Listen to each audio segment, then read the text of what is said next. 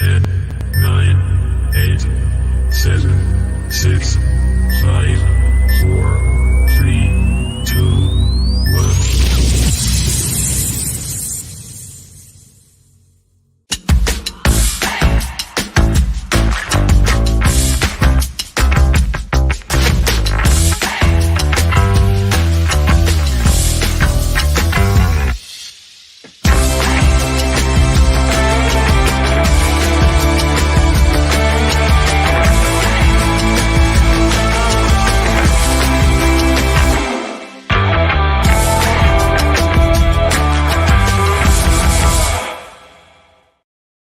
Good evening, everyone. Welcome back to Through Black and White Eyes. We're just going to have a bit of a general banter chat tonight, just about everything that's been happening recently. Might not even be NUFC related, might be anything that you want. But if anyone wants to come and have their say, there's the link in the chat. All you got to do is click on it, follow the StreamYard access, and then you will be on the show. Just a massive shout out before we get going into everything to our sponsors, Diacro, who are absolutely amazing. Fantastic t-shirts, lots of stuff in there. There's more than just Newcastle stuff, so please go into the description below and have a look at the stuff that they do. And for everyone at the moment, it's 20% off, so take advantage while you can.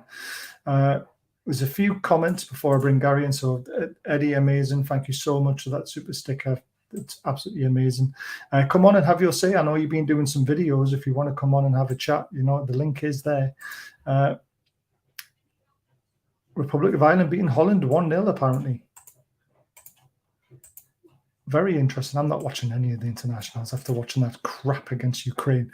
Some usual good stuff. Good evening, Baz, chat and mods from Steve. Just started currently on 15 minutes. Evening, Baz, Gary Mods and chats from Lee, and evening from Alan and Graham. Evening, Gary. Evening. Evening. I'd like to apologise to everybody as well, because for the last 3 days I've been meaning to put a video out, and I've had car trouble, so it hasn't went to plan. Like me, just for everybody out there, I'm gonna probably twice a week. I'm gonna do a latest news. Quick, not be live, it'll just be a video of the latest news, which was me plan on Friday, but that just went out the window. Okay. Hey, no need to be frustrated, is there? But yes, Gary's having car troubles, not very good. These things happen, mate. I mean, the amount of times I've wanted to do videos and I've had the kids face planted at the decking, I've had everything to. It's too hot. It's amazing what happens. I mean, people are probably not as well, but I mean, I've been worried about the reception, because the weather at times has been horrendous. See, we've had rain for about 20 minutes, and now it's just literally back to 30 degrees again, just sweating. Yeah, it's absolutely pouring outside. But that rain, when I sent you that video this afternoon. Yeah, that was bad. Well, lucky we haven't had any of that. Where do you want to start tonight? Should we start talking about Bruno? Is Bruno back? I put a tweet out there saying, I know they only played Bolivia, and that's most of the responses that I got from people on Twitter, you know, the usual lot who don't follow you and think that they're trying to be clever. But it doesn't matter who you're playing against, to have 100% passing accuracy, to create 3 big chances and get an assist, regardless who that's against at international level, that's still some performance. Oh, without a doubt. Look, I put a video out last week. Look, Bruno's probably still my favourite player on that side, right? Yeah, this season he hasn't been on it for me. But we saw the Bruno we saw last season. I don't know, I haven't seen the game, but was he playing further forward by any chance? Double pivot. Right. So, do we need to change our tactics? Do we need to change our formation to suit Tonali and Bruno? Or do we stick with 4-3-3 and play Sean Longstaff and then one of them misses out?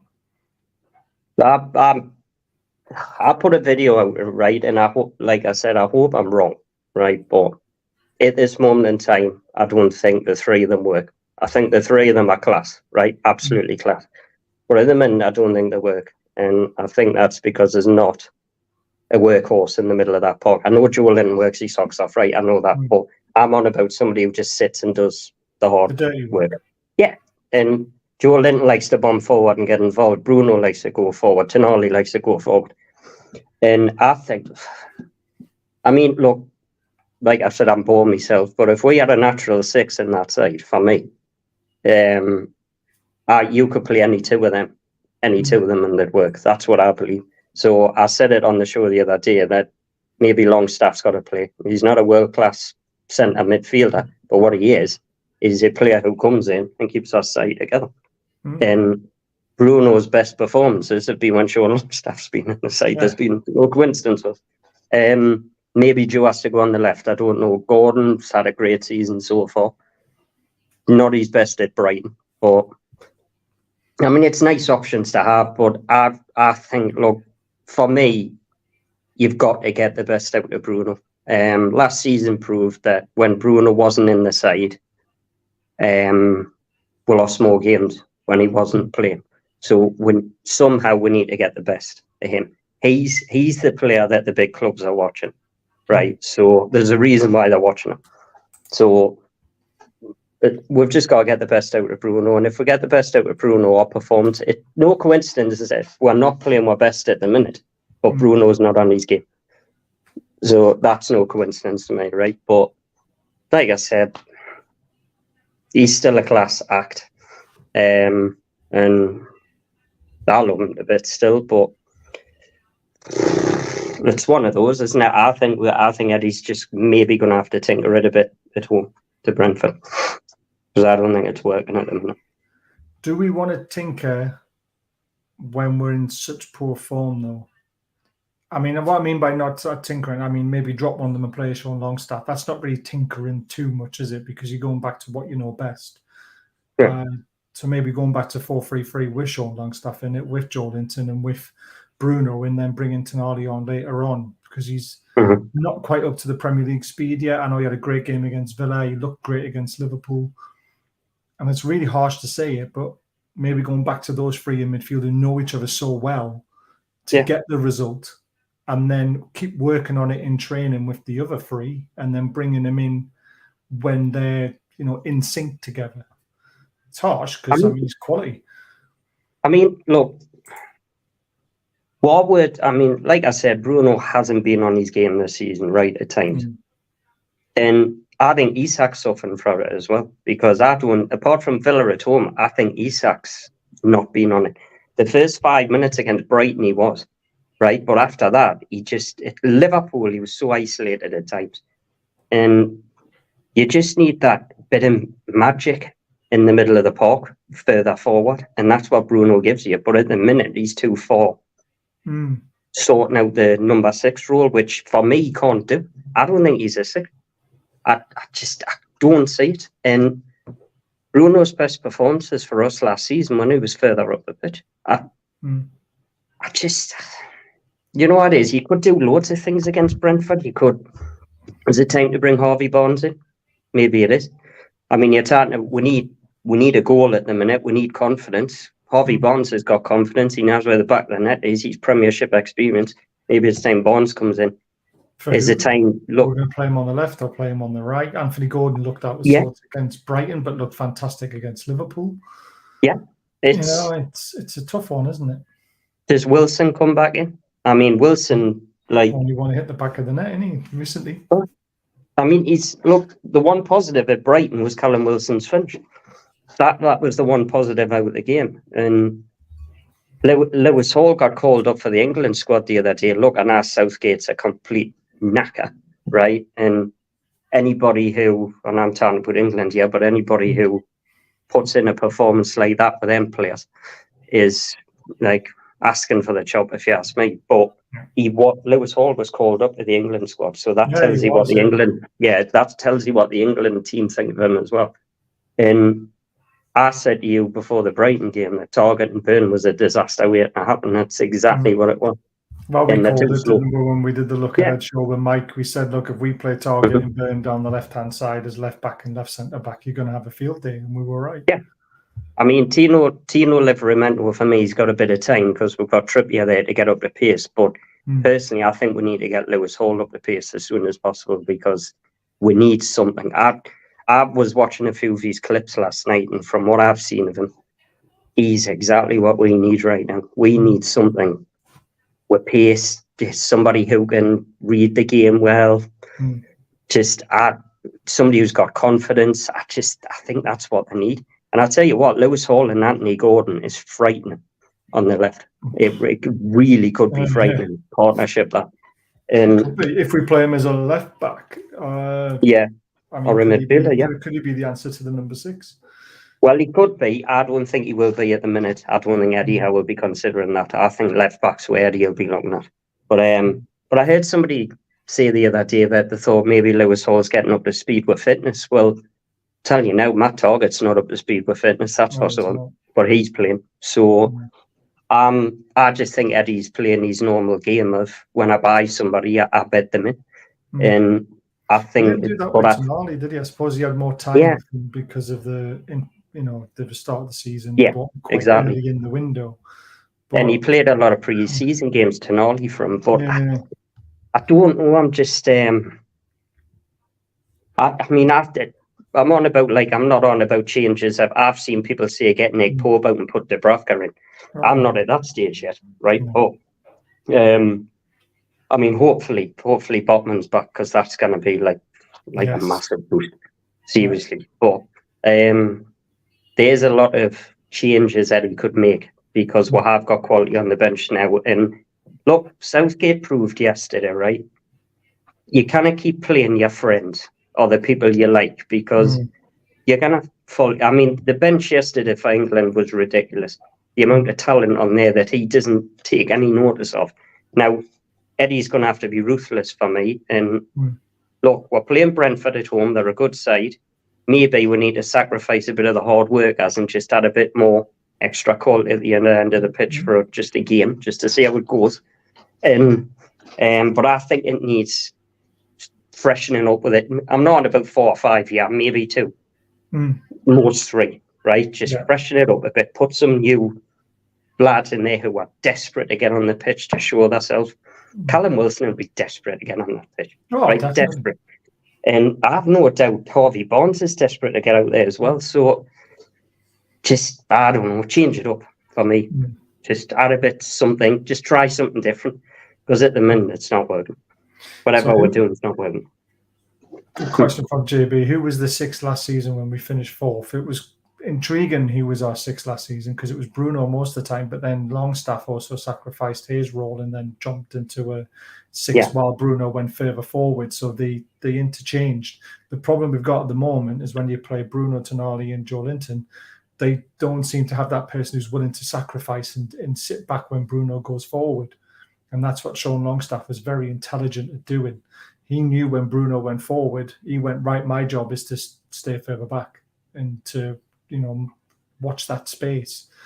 And we were also better with the ball last season. We didn't lose it as much. That's fair. And also the back 4 were a lot better in a way that they moved forward. I mean, Botman was a massive miss against Brighton because Botman as a centre-back will move further forward, knowing that there's a hole there where the 6 has been left. And that never happened with our back 4. They stayed as quite a solid line, didn't they? Which is why Ferguson dropped off, picked up the ball like he did and scored. Had Botman been playing, you would have seen Botman actually move further forward into that space and try and cut that problem out. This is what happens when you lose a world-class defender, and he is a world-class defender for me. I mean, look, I put it on the video the other day where I took a picture of what Ferguson did for that second goal. Bruno pushed out to pressurise the ball, right? Because Bruno is like that. He wants to go forward as well. And they played the through ball. Ferguson had time to get the ball, turn, run towards the goal and shoot before Elliot Anderson got anywhere near him. Now, he wasn't right on the edge of the penalty box when he received that ball. We were wide open. And you look, Joe Linton and Tonali weren't on the pitch. Maybe that had something to do with it. I don't know, right? But we've been wide open at times this season. Last season, we weren't. We were a solid unit last season. At the minute, we don't look like that solid unit. And Sven Botman, what a lot of people like forget what Botman is as well, is Botman can get that ball and pick a pass from anywhere. I tell you what, if you get a chance, watch Sven Botman's highlights for Newcastle since he's been here. The amount of long balls that bloke plays to perfection is frightening. And when you're taking something out like that out your side, I know Shaw can do it, right? But when you're putting Dan Burn in his position, everything goes out the window when it goes to creating stuff like that. And do you know what it is? We're at that stage where the big teams now see us as a threat, so they're going to go for it more against we're home and away. And now, some of our players who were great for our last season, maybe it's come to the time now where they're finding it a bit harder because suddenly Klopp's seen as a rival now, and now we've got to go for these today and all this. So it's just if you get the chance, just watch briefly of them highlights, and if you cannot remember, watch the space that Ferguson got. It is ridiculous. Oh, yeah, it reminded me of the Andy Carroll goal against Liverpool at home at St James's Park. Yeah, he just dropped off, picked up the ball. No one charged him down. He took a touch out of his feet and then slammed it in the bottom corner. That's what it reminded me of. How much time he was given. It's crazy. I mean, the first goal as well was just like Tonali. I mean, yeah, Nick Pope was at fault for the goal. I mean, the kick and that save was just like crap, right? But Tonali half-heartedly cleared the ball. And then they shot, and Tonali just sort of stepped. He didn't go and charge it down like Roy Keane did, or somebody like that. And that's a natural six for me. Six throw themselves at the back. Ours don't do that. They don't do that because it's not the way they play. And it's at times at Man City we were wide open. Phil Foden, Foden had a great game, but the space Foden got at times I was screaming at the TV. I'm going, will you pick him up? And they were nowhere near him. And it's been evident. I tell you what, that's what Brentford are going to do. If we play the same midfield, they're going to play a player just off the defender, right in the middle, and they're going to tell that player, look, you just go in and out there. I'm glad Ivan Toney's not playing, man. I really am, because he would cause problems for us at the minute, especially if Botman's not fit. But they're going to go for that space in the middle, because that's where Newcastle are wide open at the minute, because the three of them are just going off. And Eddie's even admitted it, that it's a partnership that it's not. It needs time to gel and all that, but that's what I didn't understand with what Eddie said. It needs time to gel, but Eddie's a perfectionist when it comes to bringing players in, and I found that strange when he said that, because I thought, yeah, but that's not you. You like guiding players in, and maybe you brought Tonali in too quick. Maybe you threw him in too quick. I don't know. But they're going to have to be on their game, because coming up, they've got some bloody tough fixtures coming up in the Champions League. And you leave space for PSG and Milan and all that, they're going to tear you apart. They will tear you apart.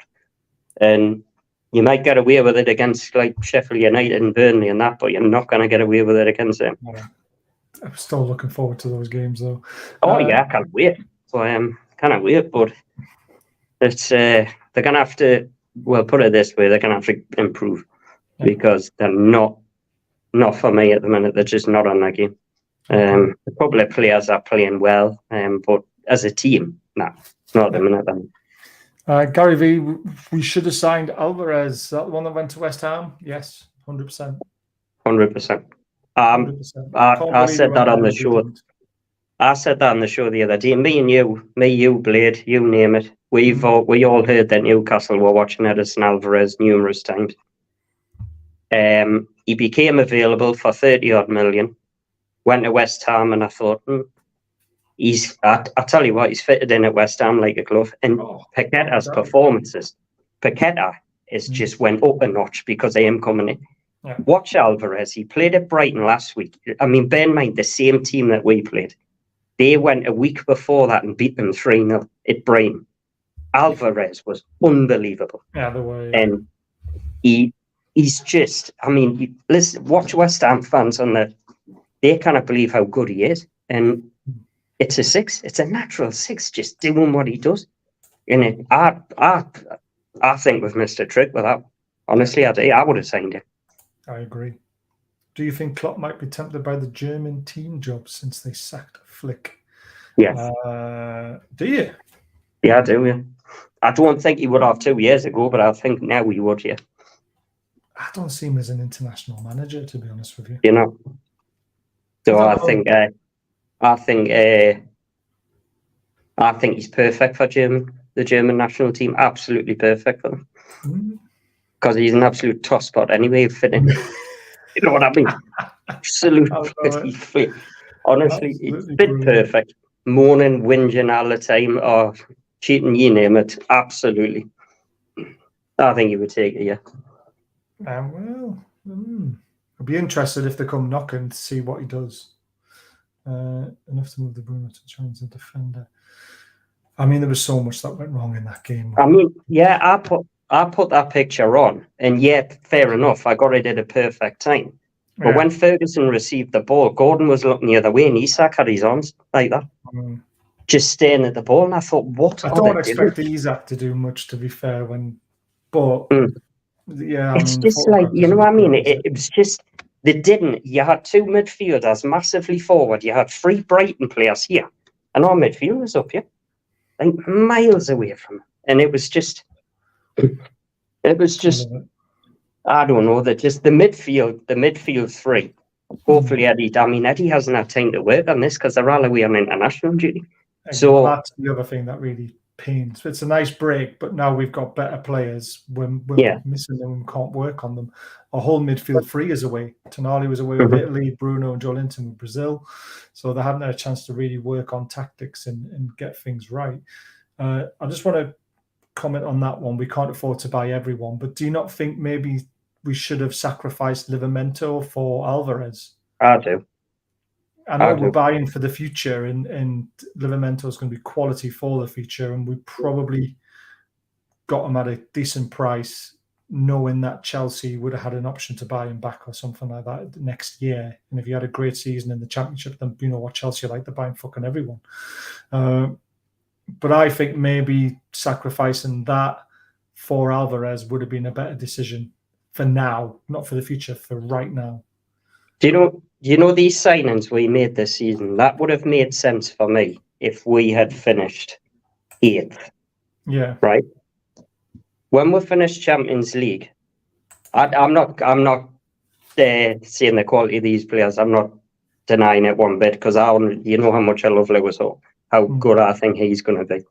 Livramento, from what I've seen, what I've heard, could be the England right back in the next 10 years. Yeah. But I read, I think it was Liam Kennedy.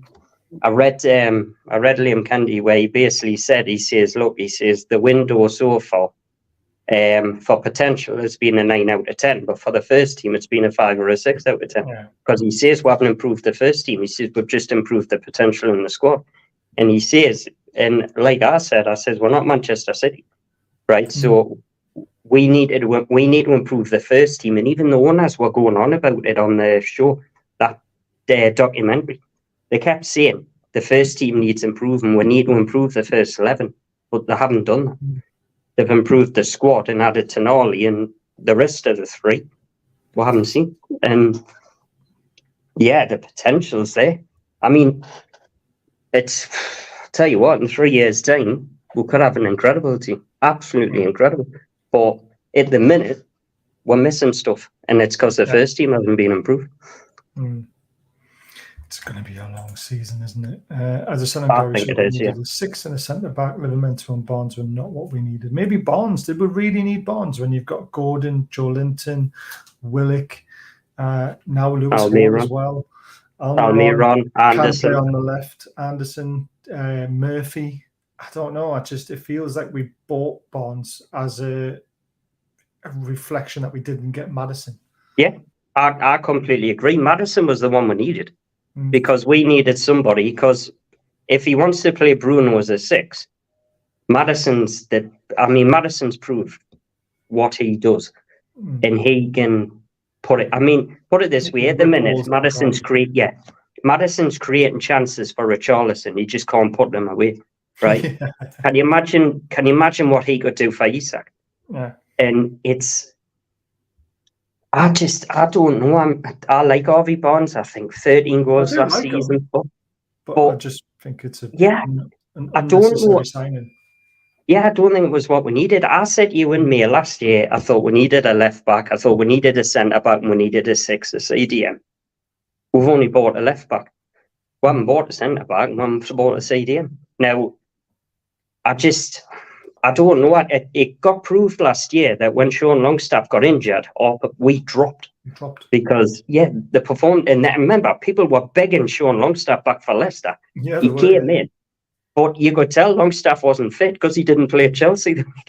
You could tell he wasn't fit. So, and I don't know, I don't think they've bought the right positions. I mean, I could be proved wrong, but I don't think they've bought the right positions for what they needed. And this was the season. I didn't say much because I didn't want to sound negative, but this was the season where I thought we were going to be up and down. And I thought it was going to be a transition season of coming off a massive season. It happens to every team. Yeah. And when you get into Europe, I thought the drop-off will be more games. I think they'll get tired of this. Injuries will pick up. And I thought this was going to be a transition season. And I said I wouldn't be surprised if we finished out the top six, right? But I didn't want to say that because I would sound like I'm being negative, this, that, and the other. But negative, Gary. Yeah, exactly. But I just think it's every team goes through it. Man City did, and I mean the owners now were we're getting expecting it. Mhm. The owners were, because they said it on the documentary. Yeah, that's what I mean. The documentary, Darren Eales pointed out that any team who overperforms, which is what we did last season, gets into the Champions League with the extra games, not being able to add all the players that they want to. They know they needed about 6-7 players to really push to the next level. They were expecting a big drop-off, and it wasn't a little drop-off. They actually said a significant drop-off. So it's how significant that drop-off is going to be for us. It's going to be very, very interesting in telling through the season. I mean, I hope we don't drop any lower than 6, because then that would be too much of a drop-off, I think. Yeah. But, I mean, what would I say? Like this season, I mean, I expected Man United, Man City, Arsenal, Liverpool. I did expect Chelsea to finish above with this season, right? But they've proven that they are in an absolute mess, so I'm going to go back on that one. Who was the other ones I picked? I thought Villa might possibly, right? I wasn't like, because I thought Villa bought well. I think they bought well, but I'm not being, they're very up and down. Yeah, though. And when Villa come against a big side, it's a bit of a worry for them. When they come up against a big side away from home, they're leaking goals left, right, and centre. Now, I think Villa are going to be a good side at home. I think they're going to be very difficult, and they might even beat Man City at home. But away from home, I think they're going to have more troubles. And I think, I mean, it's all open. At Tottenham, I mean, I've been hearing people say that Tottenham are playing well. They're back. No, they're not. They've had it. No, they've played. Look, they've played Man United. Man United are absolutely awful. I still class that as nobody. Yeah, they're all over the place at the minute, Man United. As a club, I tell you what, as a club the last week, watching them, it's like watching Newcastle under Ashley, the turmoil going on, and it is crazy. It's actually worse, because at least under Ashley, the players were still quite strict. Yeah. They've lost everything. It's crazy how the downfall of Manchester United now. You know what it is? Could that affect their position in the league as well, potentially? Oh yeah, without a doubt. I think regarding Man United, you know what it is? I've always been just whinging about the Glazers this season. Do you know what? They're not going to get any better until they get new ones. I truly believe that now. They are not, and they're going to keep going and going and going. And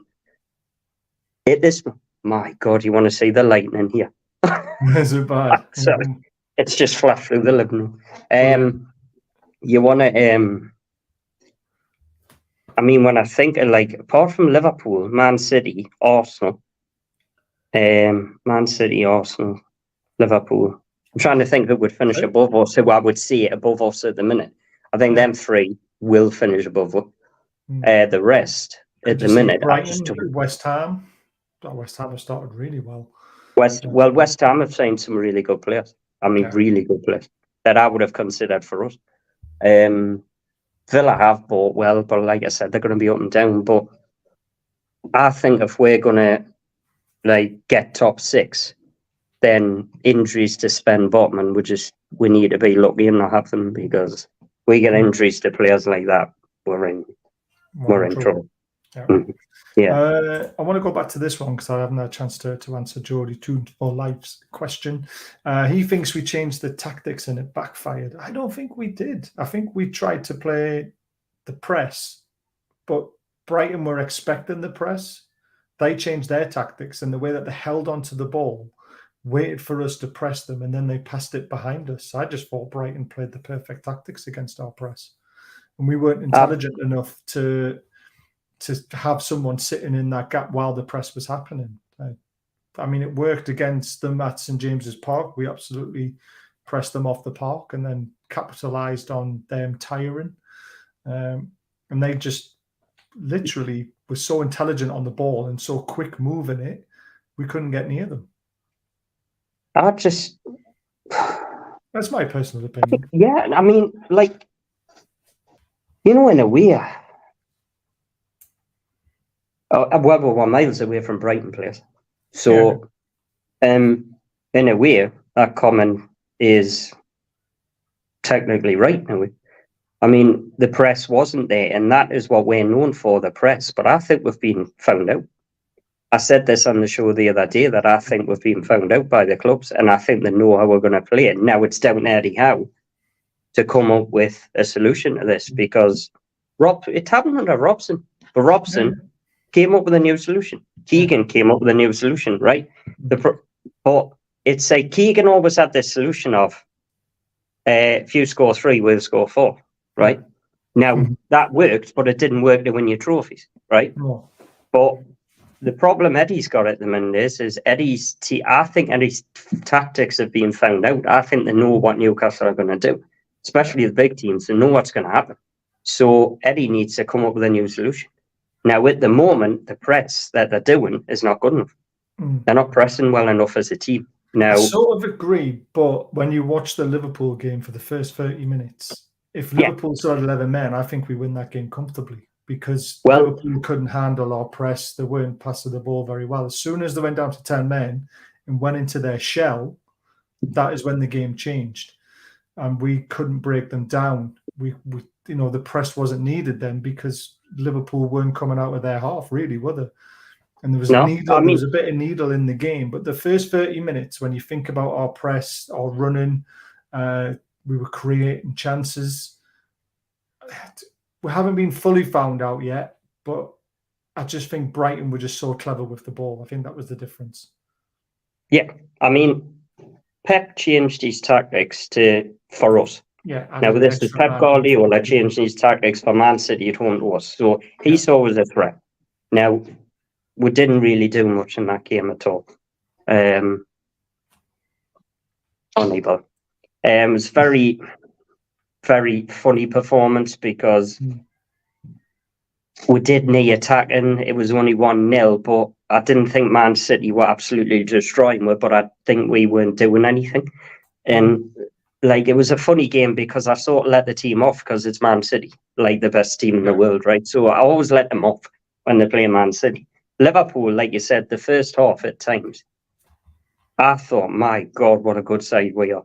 Because Anthony Gordon was on fire. And then it changed. But Villa, I don't know. I didn't see it because I was on holiday. Phenomenal. Yeah, phenomenal. That's the one game I haven't seen this season, because I was, like I said, I was on holiday. Brighton, I still stand by. It was one of the worst performances I've seen under Eddie Howe. Not as a club, right? I've seen trash compared to that. But under Eddie Howe, it's one of the worst I've seen. And I think it's basically because what we're known for under Eddie didn't work. And Brighton, you've got to give dues to Brighton, because they did it. they just change their tactics to do what we do. And like I said, you know what's going to happen against Brentford? I think it's Mwamba, isn't it? Is it? What's he called again? Striker. Oh, Mbemo. Mbemo, that's it. Mbemo, how you pronounce his name? I don't know how He's up for Player of the Month right at the minute. You can guarantee at home against us, he's going to go straight for Dan Burn and Matt Target. Without a shadow of a doubt. That's what Thomas Frank's like that. He is a manager who's going to watch games, analyse, just like Eddie Howe does. He's going to go straight for Dan Burn and Matt Target without a shadow of a doubt. Right? And because he's a pacey, strong player. And that's exactly what he's going to do, go for our weakness.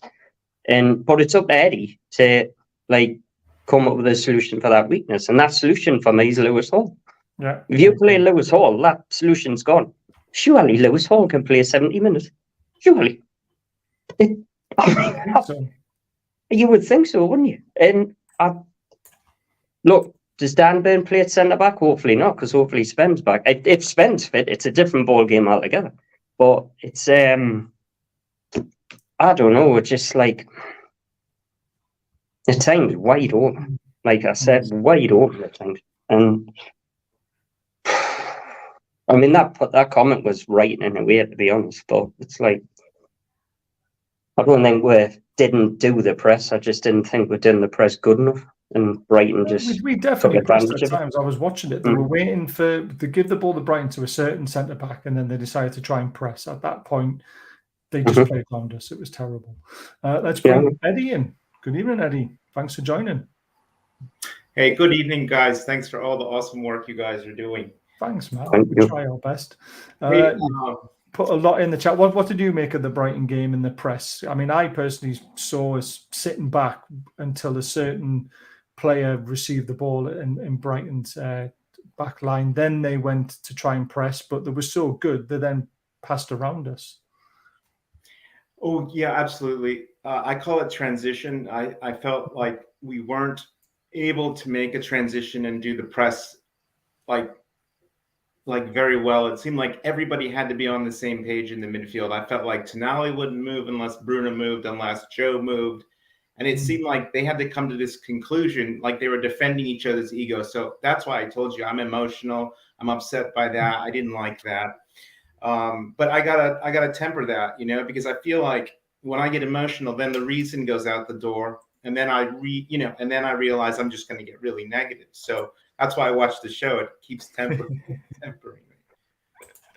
Well, we do try to keep it, we don't like to shout and scream and stuff like that. There's no point. You can't change a result, can you? But you can discuss it properly. Is probably the best way to describe it. And again, in the Liverpool game, we were better for 75 minutes, but we weren't as good as we were in the first 30 minutes. That was kind of my point, that when the send-off happened, we kept the ball very well. We didn't create as many chances as we should have. We should have buried Liverpool when they were down to 10 men. Bigger teams would have done that. City would have done it. They would have buried Liverpool with 10 men. And yes, we did hit the woodwork twice. I mean, Miggy was so unlucky twice. I mean, how that keeper saved that, it still haunts me how the keeper pulled that save off. It was absolutely tremendous. I mean, regarding the Liverpool game, it's like you've just hit the nail on the head when you said Man City wouldn't have knocked that up. I still state that part of the reason we didn't win that game was because Gordon stopped running against Trent in the second half. He stopped attacking him and he was on a yellow card. I couldn't understand that. Didn't get the space though. I know exactly. That was the difference for me, because they sat back so far. Gordon didn't have the space to run at Trent, or he didn't feel like he could.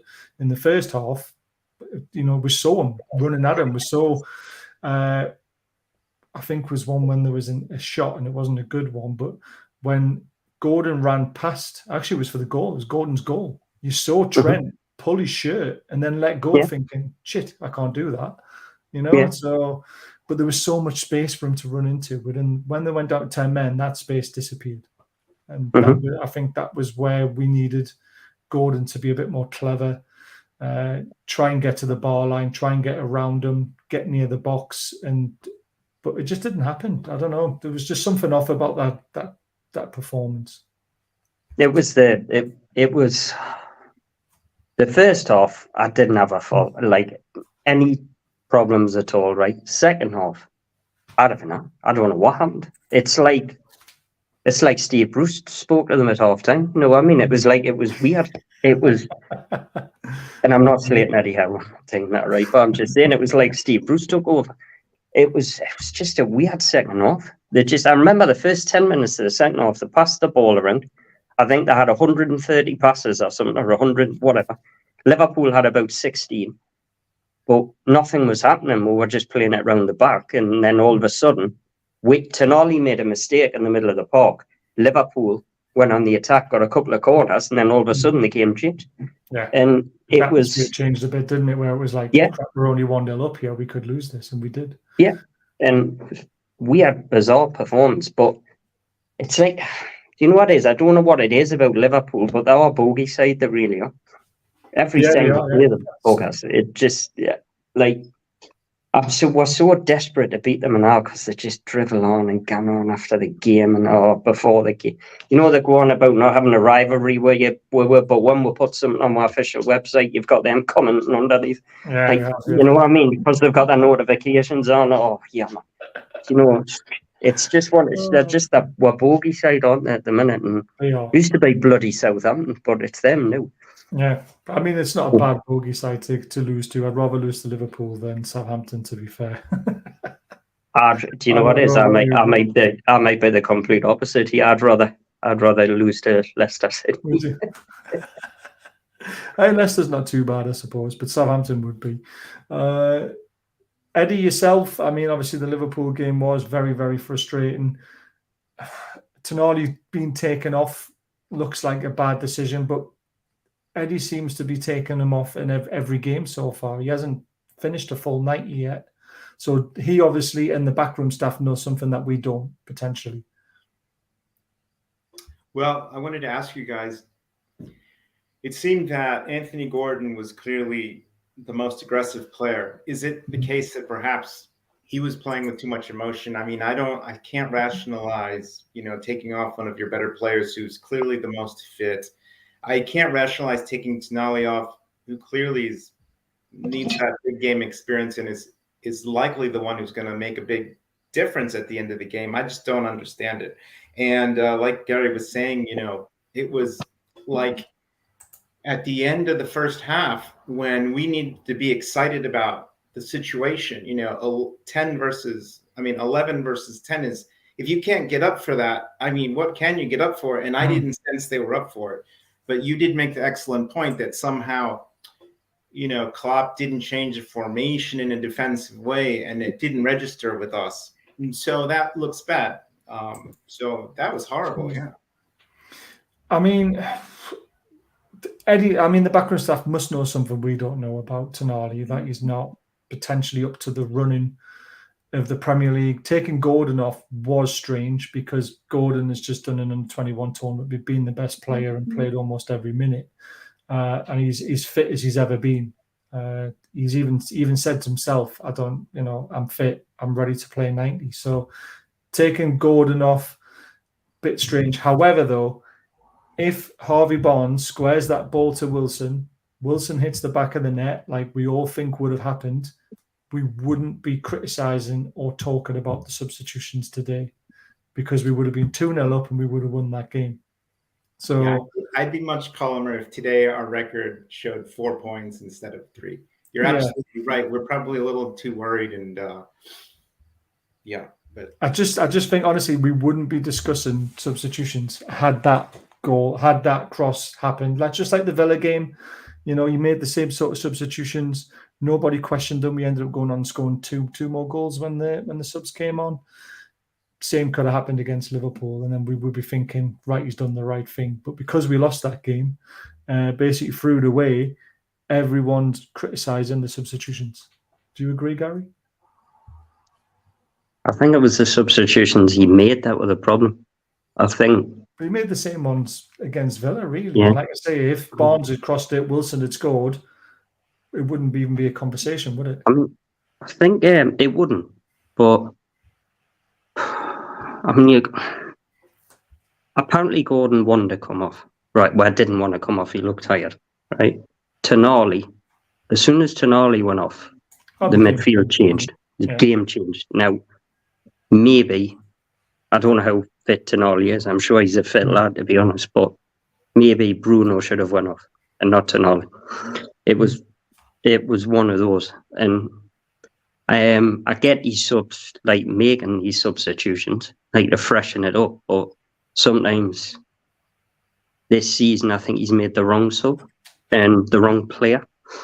Not necessarily the wrong position. So it seems to be, I think Eddie needs to freshen it up a bit with his subs because he keeps making the same subs, keeps taking the same players off. And if you keep taking the same players off, then that must mean you don't think they're up to scratch at the minute. That's what he must think because he keeps taking the same ones off. And I think Isak and Tonali are regulars. They don't seem to see 70 minutes them two at the minute. So, I mean, you got to look at it this way. He said after the Brighton game that he brought Wilson on because he wanted more goals. He needed a goal threat, but he took Isak off, you know what I mean? Yeah. Isak went off. I don't know. It's just one of those, isn't it? It's like... I'm confused with this one, Jody Toon for Life. Tonali played 90 minutes last night. He didn't.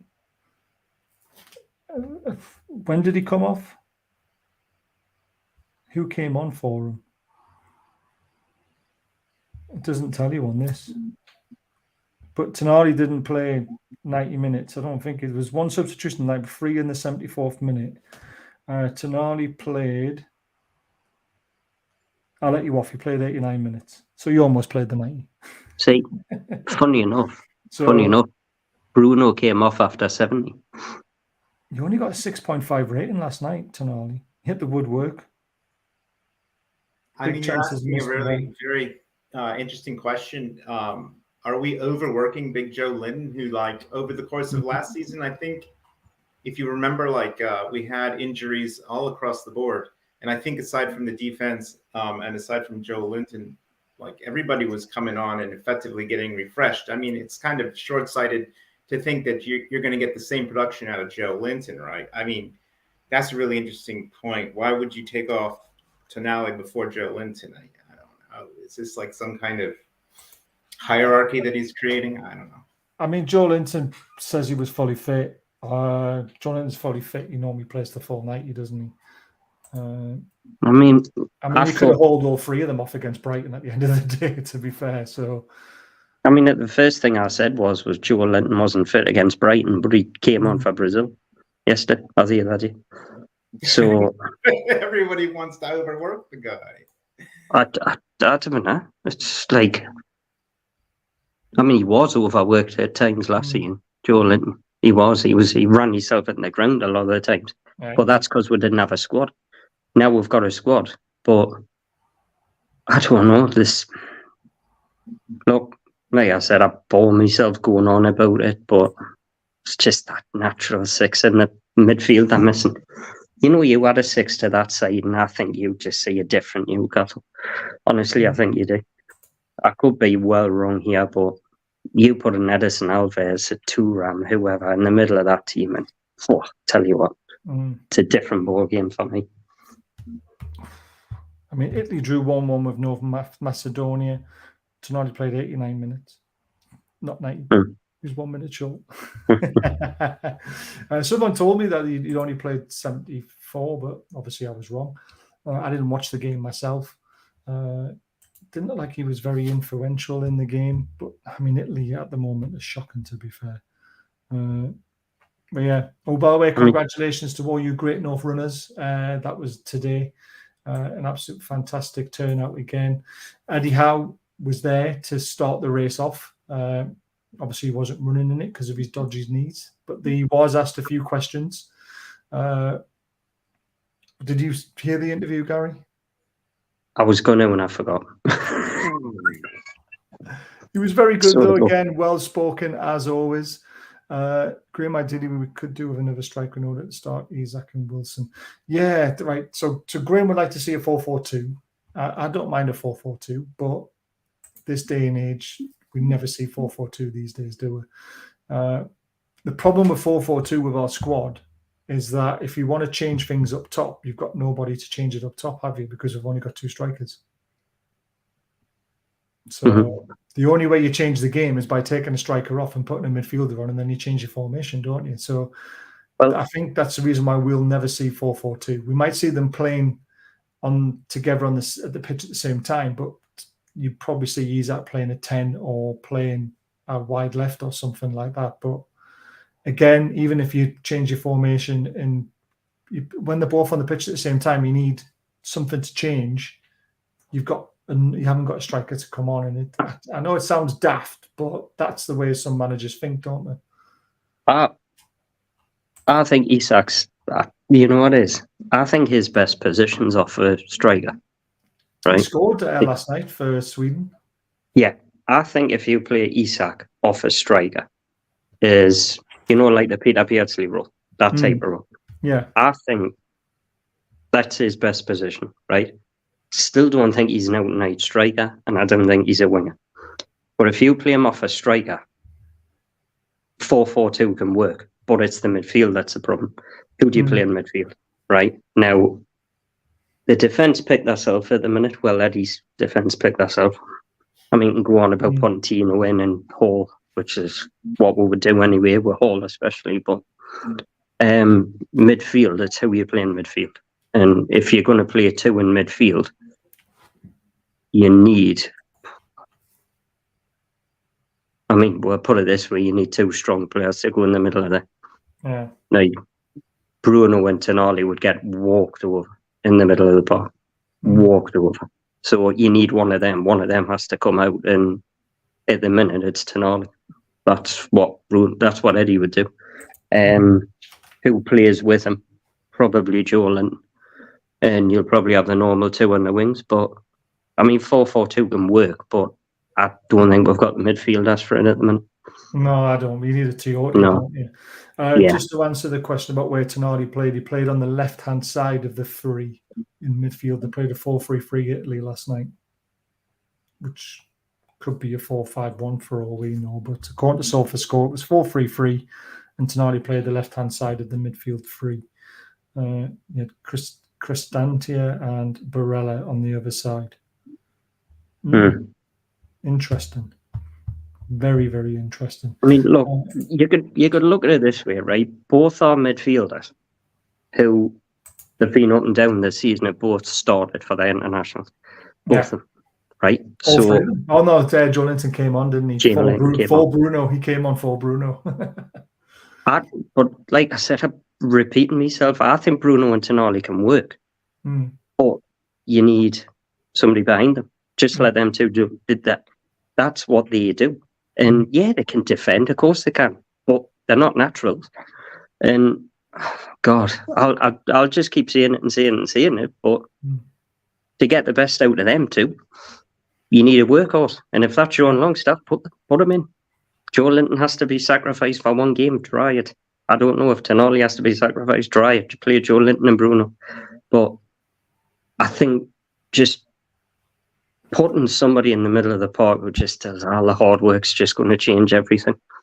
That's what I think anyway. But I hope I'm wrong. I mean, apparently it worked against Villa, so I hope I'm wrong.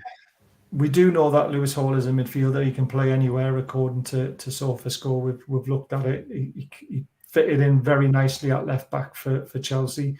So at this current time, we would like to see Lewis Hall play left back because we've got a crisis in that position in my eyes. We don't have pace there. We don't have anyone who can bring the ball forward as well as what Lewis Hall could. And like I said, I think Lewis Hall could potentially be the answer to our 6 maybe. He could be a brilliant left winger or a right winger as well for all we know. It'll be very, very interesting in what Eddie Howe does with him. But I think he'll start potentially at left back because that's where we need someone to fit in right now. And he's that good, he's able to do it. And then maybe he moves further up the pitch when the opportunities arise. But the opportunity right now is at left back. Well, I completely agree. I mean, like I said, I've heard Chelsea fans, and they probably know better than anybody, saying he's very, very similar to Gareth Bale. So he's got a foot like Gareth Bale. So left back is where Gareth Bale started, and he moved to left wing. Now, I've heard Hall can play as a 6, and I've heard he likes playing there. But if Chelsea fans are right and he's Gareth Bale in the making, then it's He's left back. forward, isn't he? Yeah, it's left back. Starts at left back and moves up to left wing. Yeah. I mean, don't be surprised if in 2 or 3 years' time, Lewis Hall is our left winger.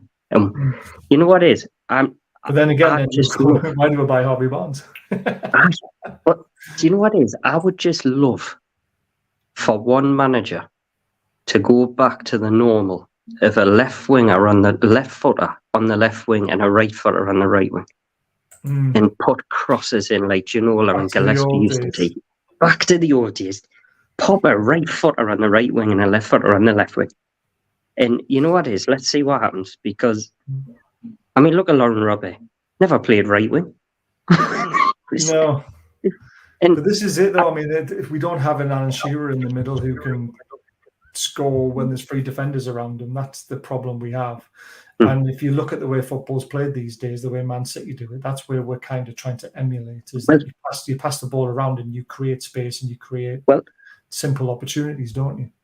Well, who was it who said the other day? He says he's sick to death the team's trying to play like Man City. And he says, Man United were the example he used. He says, stop trying to play out the back like Man City because you're getting caught. You're not good enough to do it. So stop flaming doing it. But we are good enough to do it. We are now. We weren't a couple of years ago when we tried to do it. It was shocking. Remember that Leicester game when the Sal's gave away a penalty and we got played? Yeah. Was he sent off in the end as well? I can't remember. I can't even remember. Trying to play off on the back when we knew we weren't good enough was stupid. Man City, one comment. Man City has a Spanish defender who happens to get in the right place at the end of games to score goals. I forget what his name is, but he did it on Christmas Day in 2022 or 23, and he just did it a couple weeks ago. Do we have a player that can kind of be our like attacking defensive midfielder who gets up sometimes for corner kicks and sometimes gets up to score? I feel like Fabian, like a Gary Speed type. Yeah. Yeah. With the long hair.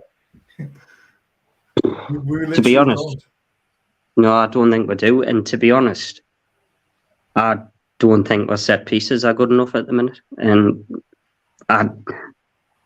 there weren't at times last season, and this is what shocked me as to why Tonali's not taking more set pieces, because I've seen him do it for Italy time and time and time again, but he's never done it for us. And I don't know, Trippier can put a ball in, I'm not saying he can't, but like that free kick we had against Liverpool where you've got Trippier and Shaw standing over the ball and Shaw tries to curl it. Yeah. I mean, that is the most annoying thing I've seen this season. Do you know what it is? I sat there and I thought, what if?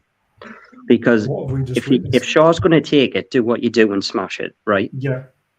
If it was perfect for Trippier, but if you're not taking a free kick, right, like Kieran Trippier in that position, you're not confident to do it. You're not feeling the confidence at the minute, because he must have said to Shaw went, I'm going to curl this, right? And why didn't Trippier? It was a double bluff, because I mean the keeper was probably expecting Shaw to smash it, but then it's just like I remember when it hit the wall or something, and I remember, God almighty, the veins in my head just popped out. It was just like, what the hell are you doing? But I think it's just like switching things up. Like, switch it up, put Tonali on set pieces, see how he does. Like, change it. This is what managers do. They change it round. And I expect Eddie to change stuff, because I think Eddie's a clever manager, and I think he will study games and study tactics and everything like that. And I think he will change stuff, but just little stuff like that. See what happens.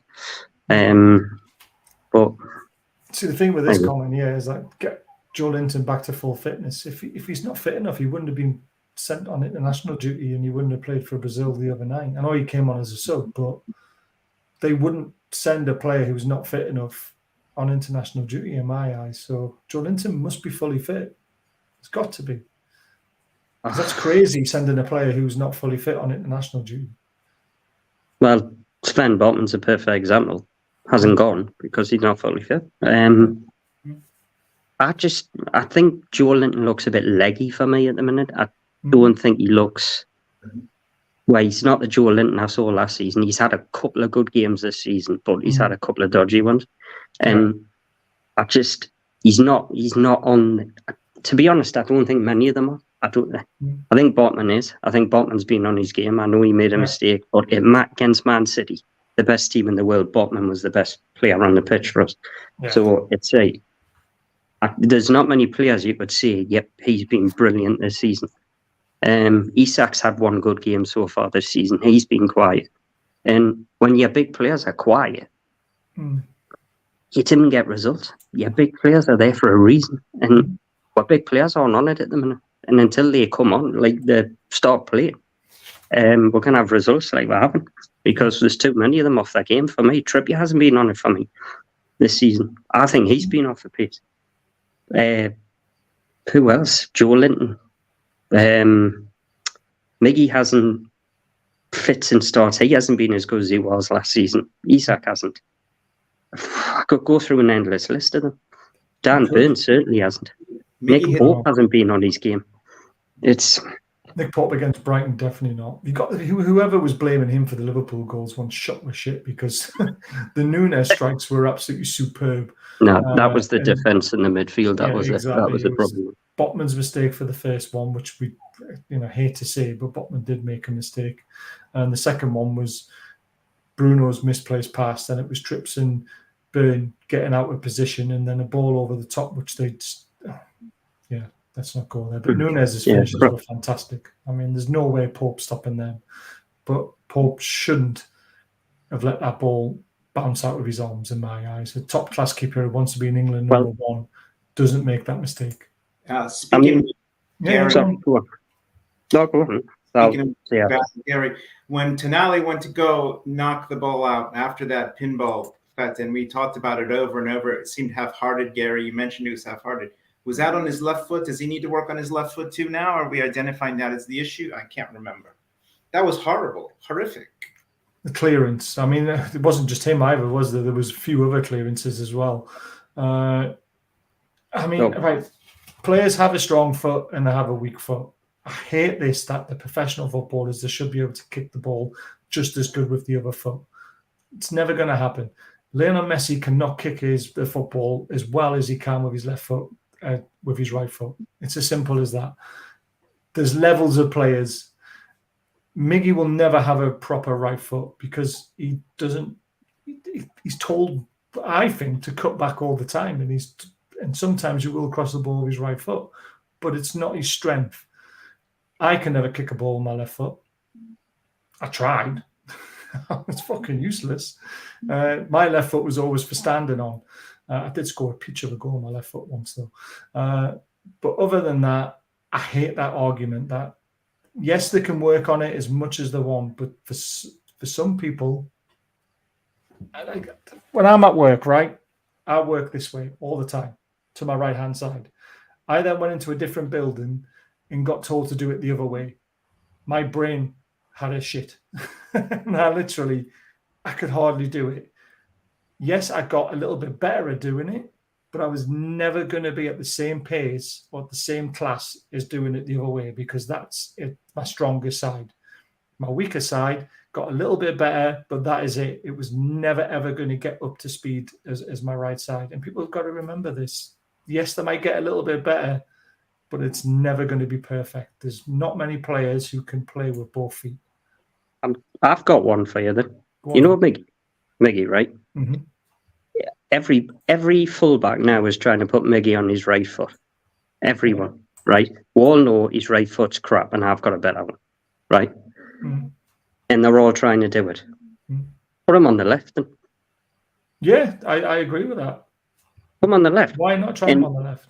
Yeah, I'll tell you what, because what's going to happen is the fullback's not going to be able to try and push him onto his right, because Miggy can just do what he does best. He run at players, right? Yeah. He gets past the fullback, he can cross the ball with his left foot. Mm-hmm. Sometimes I think, why don't you just come back to basics and just put a left-footed player on the left wing? Yeah. Just come back to basics and give it. I mean, against Brighton, he did get in on his right foot and he put a cross in, which forced a great save from the keeper from the deflection. So he can't use his right foot. it's just never going to be anywhere near as good as his left foot. And that's why he doesn't use it as much. And as there was a comment, I mean, you mentioned before about Nick Pope. And do you know what it is? I spoke to you about this at the end of last season, that I said Nick Pope's got 1 year left and he'll not be the number one at Newcastle. And that wasn't because of his ability. I just think he can't kick a football. Now, it was proved against Brighton. I still don't understand how Nick Pope can't kick a football. He's a professional footballer. I don't understand it, right? And Because he played if I was as good, and he didn't have to. No, if I was as good as Nick Pope, right, as I at catching, saving, if I was as good as him, I would have put in hours just kicking a ball with my right foot. Surely he's done that. But we've seen it time and time again. He misplaces a right-footed normal kick. Yeah. And you know that goal When he's under against pressure, Brighton? he can't kick a ball. No. You know against Brighton, right? I can guarantee, and this is nothing against Nick Pope because he is a top-class goalkeeper. I'm not saying he's not, right? I reckon the other 19 keepers don't make that mistake in that game, in that position that Nick Pope was in. Not one of them. If they're on their proper foot, not one of them keep. Onana, Edison, Allison, Martinez, you name it, they don't misplace that kick for the first goal. And I feel like I'm having a go at him here, but it's just, I just think they're going to move on to a keeper who can kick a ball because that's the way the game's changed. Because that's the next level. I would add one thing in that game. What I remember again was there was no press, okay? And sometimes, you know, we've all played with keepers that are the most emotional, the most vocals, you know. In this case, perhaps he was trying to push the tempo a little bit. I felt like same thing with Miggy. I felt like, look, he's so off on his shots. I feel like, okay, he hit the post, Miggy hits the post, and he misses a shot incredibly. I feel like there wasn't this consistent pressure in the back, in the middle. I don't know how you guys would describe it, but it felt like our momentum was like going up and down, and we were all getting caught up, I think, in the forwards. I don't know. Do you think the goalie was affected at all by tempo there and trying to do something that he shouldn't have? Because he Potentially. I mean, we are told to try and get on with the game, aren't we? That's the whole idea of it. It's to try and break out quickly. When the ball's in the keeper's hands or gets passed back to them, it's either keep it around the back until you push further upfield, or if you see an opportunity to bomb it, you bomb it. I would argue with Nick Pope, if he's seen his levers, why doesn't he frigging chuck it out? You can probably reach the half line every single time and probably be more accurate at throwing it than kicking it. You know, that annoys me a little bit as well. This one's a good one, and this is actually something I wanted to talk about is very quickly. Is there's a chance that Joelinton and Bruno might not be back in time for the Saturday game. Bruno will play. Regardless? Yeah, Bruno will play, 1,000,000%. Joe, I'm not sure. I think, but that's international football. That's the players you've got. They should be used to it. And I think, it's a long journey and we've all done it. Well, I know what it's like. We've done long journeys. You get up the next day and you go to work. And I don't think you play both of them now here and that. I think somebody else might come in now, but Bruno will play. 1,000,000% Bruno will play. John says, does Garant Kalu have a loan agreement stating he has to play so many games? We honestly don't know what's in his contract. With you, but when we're negotiating players going out on loan, it is something they would ask for potentially. But he seems good enough to be starting in that team. The goal he scored was very cheeky. I don't know if you've seen it or not, where he does the defender. He scored, has he? Yeah. Oh, no, that's Mentor. That's your was that Mentor? Sorry. Oh, that was Mentor. Yeah, he took it round the keeper, done the defender, and then did it. I've seen that was Mentor. To be honest with you, but yeah. I haven't heard much. I haven't heard much of him since he's loaned. I'm not getting worried about him. I'm just like, because he's a young lad, anything could happen. But I keep hearing about Mentor all the time. Him, I don't hear about him. It's very rare that press report about him or he's on other shows or channels. I just don't hear his name, and that normally tells me that not. Was a bad idea, wasn't it? Yeah, it was shite. I mean, do you know what it is? Your first loan, you're going to play in that league. I said it time and time again. He should have went to Championship or League. He should have went to Bristol Rovers or somewhere. Well, he They've went done there wonders because well. He had Anderson.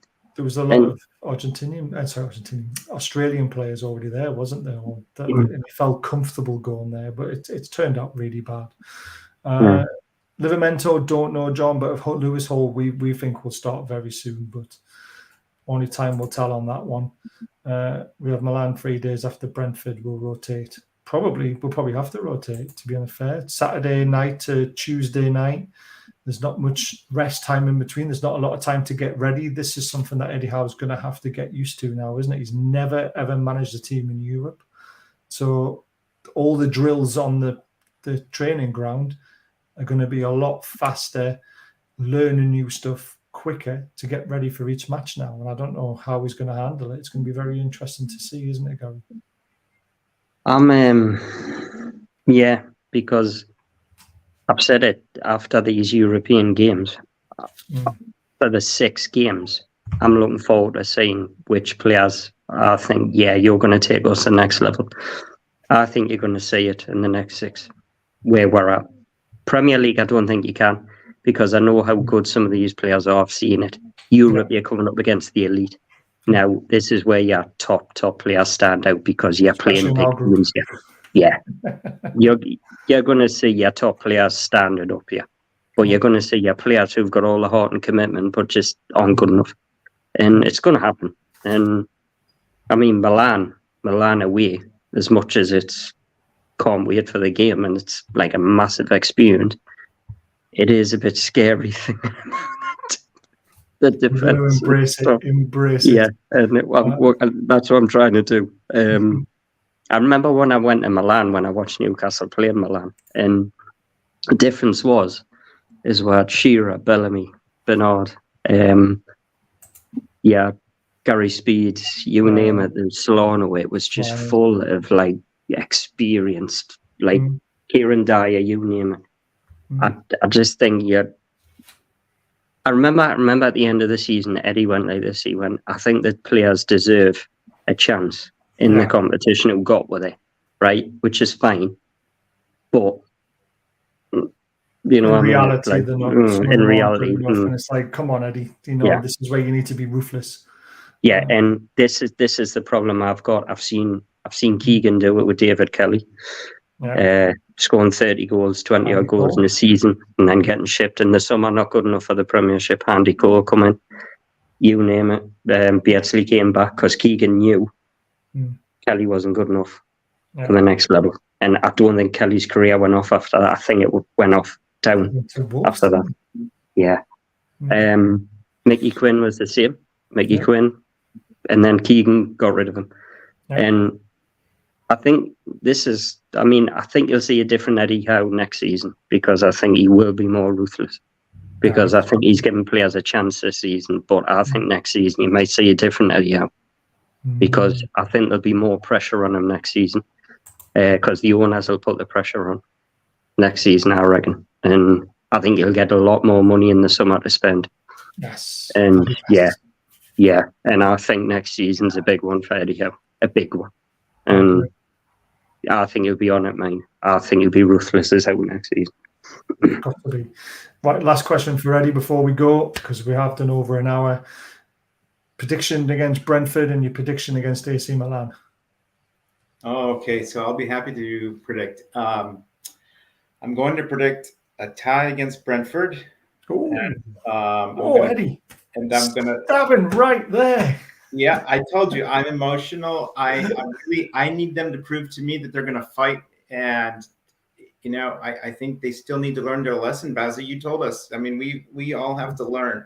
And it's a hard lesson to learn before we make it to that next level. We got to learn to close teams down against Liverpool, like teams like Liverpool. Okay, we gotta get ties against Man City when we're that close. And we really do got to at least get a tie against, against Brighton Hove Albion. So my goal is I'm so deflated. If we get a tie against Brentford, for me, they'll overachieve in Milan, and I think they're going to win in Milan. That's it. That's my prediction. Wow. That's a huge prediction. Would you take that, Gary? Would you take a draw against Brentford and a win against Milan?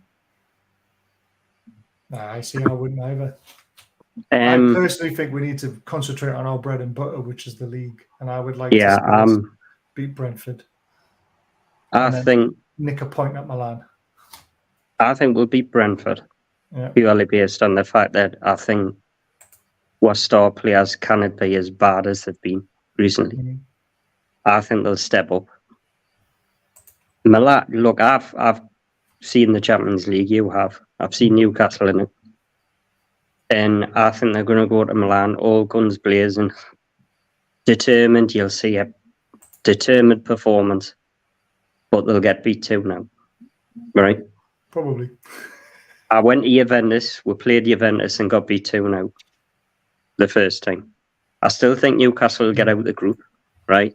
Ooh. But the difficulty, I know it's a brave one, because I think St James's will be a different ball game to when they go away from home, and I think they'll get beaten Milan 2-0, but they'll beat Brentford 3-1.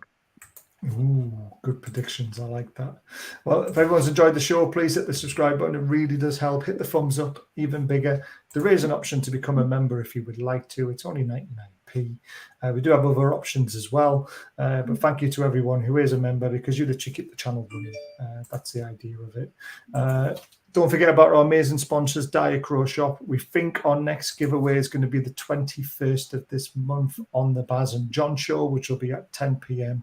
But I'm just trying to confirm that with John first. We've got some great prizes coming up as well as soon as I get my hands on them, as well as their amazing T-shirts. And don't forget, 20% off at the moment. Please go in the description and check it out. We do loads of different stuff as well, cups and loads of stuff. The T-shirts are amazing. And Gary says, don't get me wrong, I would love to win both. I mean, we all would, but, sometimes you've got to be realistic just a little bit. We will be back definitely on Friday night for the look ahead with Brentford. I think I've got a Brentford fan to come on. Gary, we got anything else coming up before then? Yeah, I'm going to do some latest news stuff. Obviously, I've had a few issues with my car. I was going to go to that event tomorrow. Yes. And then because of my car problems, that got scuppered. I was going to do videos then. But yeah, there'll be some latest news stuff coming out. And if there's any breaking news, I'll do it. It won't be live videos. I'll do it. What I'm trying to do is obviously, because I'm available during the day, so if I can get any guests on during to do a live show with it, where we can discuss certain things, I'll do it. But most of the videos will be just videos of me taking. They'll not be live or anything, but that could change. Yeah, exactly. Try and do an international watch as well if you can. Looking at the players will be on international duty. I've got some stuff for you to send you. Yeah, I mean, I watched half of that yesterday, and Southgate drains the life out of it. I mean, any knacker, right, who can play Harry Maguire and Jordan Henderson. I know. When you have got so much talent on the bench, and make Jude Bellingham look like he plays for like a League One side. I don't understand it. It's the same painful stuff all the time. And you know what it is? They play Scotland next, don't they? Tuesday, friendly. Yeah, I'll tell you what. The way Scotland are playing, they'll beat them. Oh, they'll beat them because it's the way he plays. He's just the most negative person in the world. And I find England draining. I only lasted a half. But with their players, much of it as well. With their players, they should be an absolute pleasure to watch. Yeah. And the sooner they sack him and get an attack-minded manager in, the better, because England will be a joy to watch. Yeah, if they get somebody in who knows what he's doing. I agree. Right, Eddie, thank you so much for popping on. It's great, and thank you for being a member and supporting the channel like you do. With pleasure. I hope it wasn't too negative. I really do hope we beat the pants off Brentford. Honestly, we all do, but hey, it's your opinion is absolutely welcome, and you might be right, you might be wrong. We don't know. But you went for a victory against Milan, and that's positive. Exactly. I think they get up for the big games. Like we're human. We're going to be up for that. We're going to do our best. Brentford, it's hard to get up for Brentford. 5-1 last season. I want the same.